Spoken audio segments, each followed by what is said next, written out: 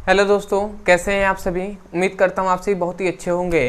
तो आज के इस वीडियो में हम पढ़ने वाले हैं क्लास 11th का रसायन विज्ञान का दूसरा यूनिट जो है परमाणु की संरचना, जिसका ये तीसरा वीडियो है। तो इस वीडियो में हम देखेंगे कि इलेक्ट्रॉनों के गुण क्या क्या होते हैं, इसको हम समझेंगे और बहुत ही अच्छे से आपको समझ में आएगा। तो चलिए दोस्तों अपने टॉपिक को शुरू करते हैं। तो हमें पढ़ना है इलेक्ट्रॉनों के गुण। क्या पढ़ना है हमें? इलेक्ट्रॉनों के गुण, या इसे हम कह सकते हैं इलेक्ट्रॉनों की विशेषताएं। तो इलेक्ट्रॉनों के गुण या इलेक्ट्रॉनों की विशेषताएं क्या क्या होती हैं, इसको हम समझेंगे। तो याद रखेंगे दोस्तों, इलेक्ट्रॉनों की निम्नलिखित विशेषताएं होती हैं या इलेक्ट्रॉनों के निम्नलिखित गुण होते हैं। तो उनका सबसे पहला गुण होता है कि याद रखेंगे इलेक्ट्रॉन क्या होता है, पदार्थों का मौलिक कण होता है। क्या होता है भैया? इलेक्ट्रॉन पदार्थों का मौलिक कण होता है या मूल कण होता है। ठीक है, तो ये सबसे पहला गुण है कि इलेक्ट्रॉन क्या होता है, पदार्थों का मौलिक कण या मूल कण होता है। इसका मौलिक कण या मूल कण का मतलब ये है कि इलेक्ट्रॉन जो होगा वो प्रत्येक पदार्थ में पाया जाएगा। कोई भी पदार्थ हो जिसे हम देखते हैं भैया या नहीं भी देखते हैं, उसमें क्या होता है भैया, इलेक्ट्रॉन उपस्थित होता है। तो क्या हमने कहा कि प्रत्येक पदार्थों में क्या होता है, इलेक्ट्रॉन पदार्थों का मौलिक कण होता है। अर्थात हम क्या कह सकते हैं, अर्थात इलेक्ट्रॉन प्रत्येक पदार्थ में क्या होता है, उपस्थित होता है,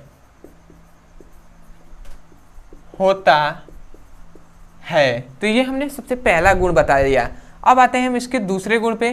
तो याद रखेंगे दोस्तों, इलेक्ट्रॉन जो होता है वो ऋण आवेश होता है। ठीक है, तो हम क्या कहेंगे, इलेक्ट्रॉन जो होता है, इलेक्ट्रॉन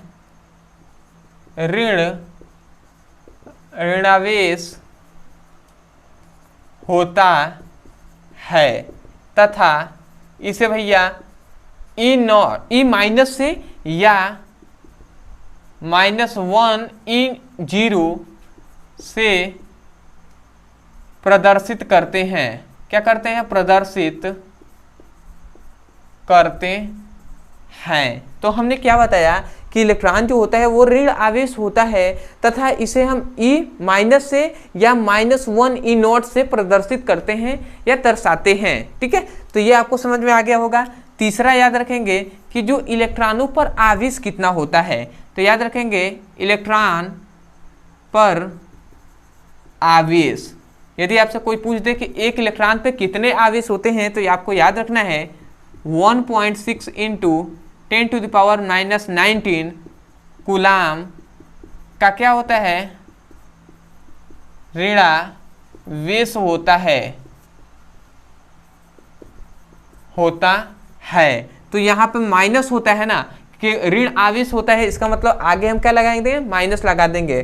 तो कोई भी आपसे पूछते कि इलेक्ट्रॉनों पर आवेश, तो आप तो ऐसे भी कह सकते हैं कि 1.6 × 10⁻⁻19 कूलाम का ऋण आवेश होता है, या आप ऐसे भी कह सकते हैं कि इलेक्ट्रॉन पर आवेश -1.6 × 10⁻⁻19 कूलाम होता है। ठीक है, या तो आप आगे माइनस कह दीजिए या बाद में कूलाम के बाद आप ऋणावेश कह देंगे, तो आपको पता चल जाएगा कि भैया सही है। ठीक है, तो ये तीन हमने गुण देख लिया। अब आते हैं चौथे गुण पे। तो इलेक्ट्रॉनों पर का द्रव्यमान कितना होता है। तो हम अब देखेंगे चौथा गुण जो है, इस कलर से लिखे थे, इलेक्ट्रॉन का द्रव्यमान। तो याद रखेंगे दोस्तों, इलेक्ट्रॉन का द्रव्यमान होता है 9.1 × 10⁻28 ग्राम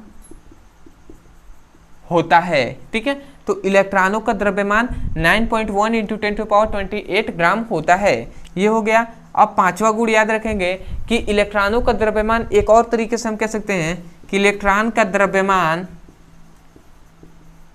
जो हाइड्रोजन परमाणु होता है, हाइड्रोजन परमाणु के द्रव्यमान का, हाइड्रोजन परमाणु के द्रव्यमान का 1/1837वां भाग होता है। ठीक है। तो ये भी आपको याद रखना है कि जो इलेक्ट्रॉन का जो द्रव्यमान होता है, इलेक्ट्रॉन का जो द्रव्यमान होता है हाइड्रोजन परमाणु के द्रव्यमान का 1/1837वां भाग होता है। इसका मतलब ये हुआ कि हाइड्रोजन परमाणु का जितना द्रव्यमान होता है उसका 1837वां भाग क्या होगा, इलेक्ट्रॉनों का द्रव्यमान होगा। ठीक है, तो आशा करते हैं समझ में आया होगा। अब आपको 7वां गुण याद रखना है, 6वां, ठीक है, कि जो इलेक्ट्रॉनों की त्रिज्या कितनी होती है। तो आपको याद रखना है इलेक्ट्रॉनों की त्रिज्या, इनका रेडियस कितना होता है, तो याद रखना है 2.8 इंटू 10⁻20, 10 क्या होता है 18 सेंटीमीटर होता है।